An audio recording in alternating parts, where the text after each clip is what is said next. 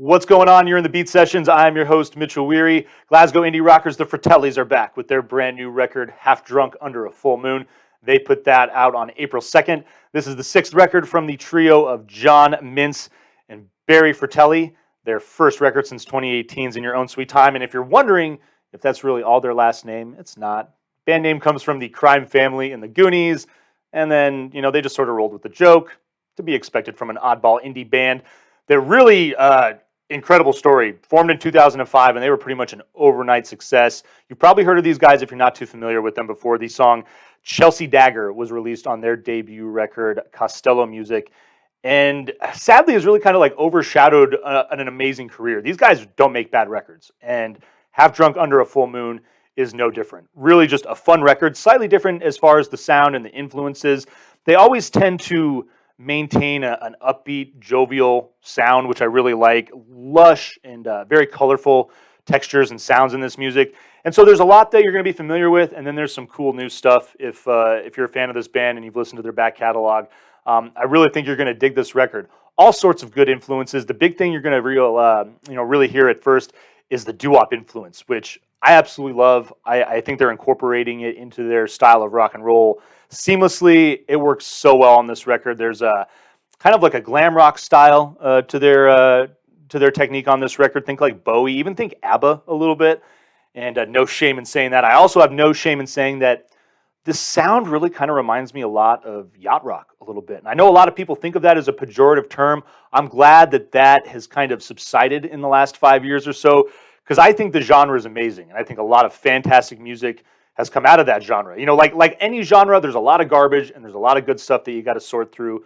But I really just like the chill, upbeat, fun vibe of this record. And it starts off immediately with the title track, Half Drunk Under a Full Moon. Light, jovial opening, really sets the pace for this thing for the first four songs. Need a Little Love. It's definitely going to have that yacht rock feel. And I really am just loving John's lyrics on this record. It's something that he's very well known for. Amazing songwriter. Lyrics like, how can flesh and bone collide to make me feel like this?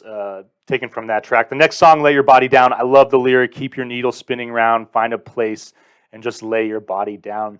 The title, Half Drunk Under a Full Moon, I think could either allude to light or dark things. And it's very lighthearted. Think of just the feeling of contentment that you might have with a light buzz while you're staring up the full moon. Maybe you're chilling with some friends around a campfire or by a lake or whatever it might be. This album really just embodies that kind of ideal situation where you feel that contentment, and that lyric really just identifies the whole spirit of this record, and I absolutely love it for that reason. Goes into the last Songbird. Strangers in the Street is when the album kind of backs up a little bit. Album has great pace. The first four songs really have a lot of life, and then they pull it back a little bit. Really reminds me a little bit of Springsteen as far as the lyrical content and just the feel of the song. Then they bring it back with Living in the Dark. Pick it up with that. Action Replay follows that. 6 Days in June arguably is my favorite track. Great horn arrangement on that song. It's probably something a little different than what you're going to be used to hearing from these guys, but nonetheless, incorporated beautifully into this song. Really just are killing it.